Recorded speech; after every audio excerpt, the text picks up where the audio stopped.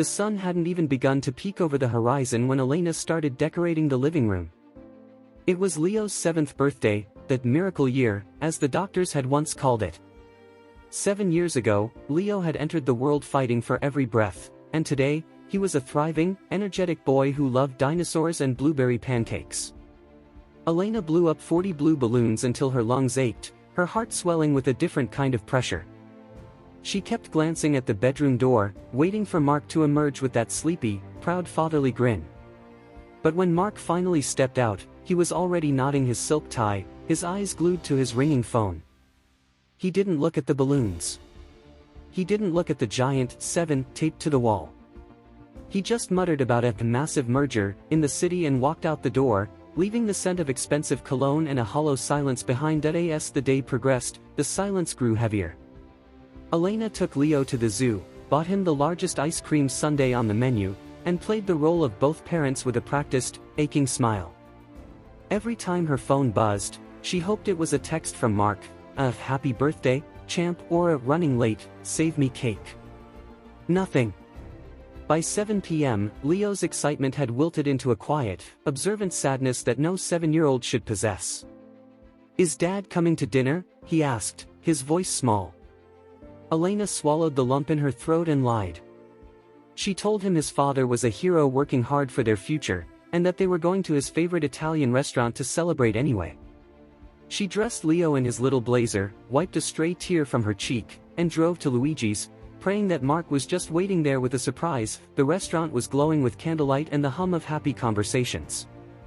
Elena checked her reflection in the lobby mirror, trying to mask the exhaustion of a woman who had been carrying the weight of a marriage alone for 3 years.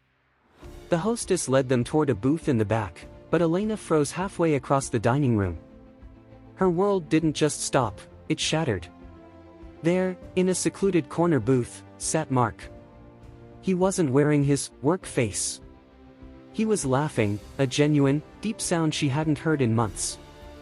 His hand was resting on the table, entwined with the manicured fingers of a woman half Elena's age.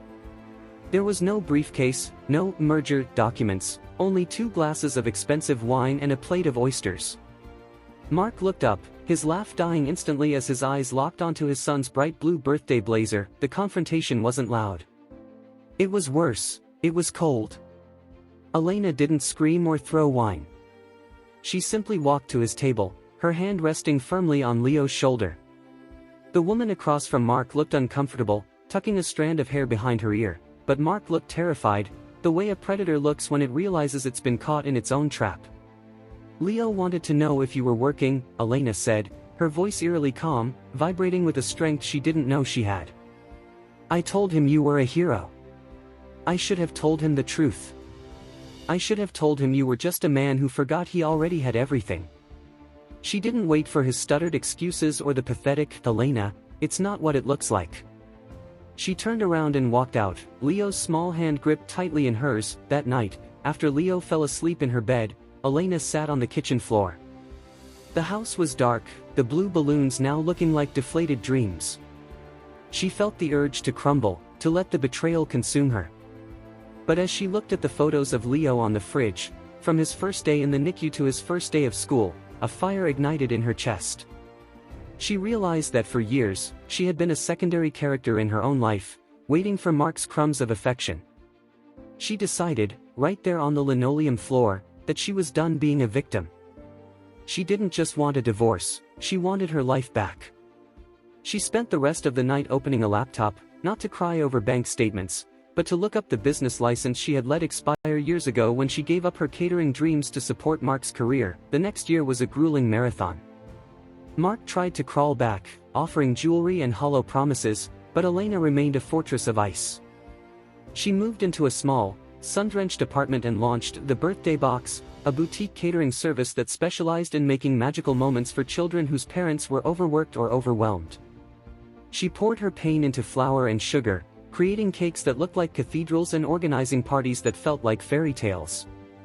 She worked 16-hour days, her muscles aching and her bank account thin, but for the first time in a decade, she was breathing air that didn't feel heavy with someone else's lies. On Leo's 8th birthday, things were different.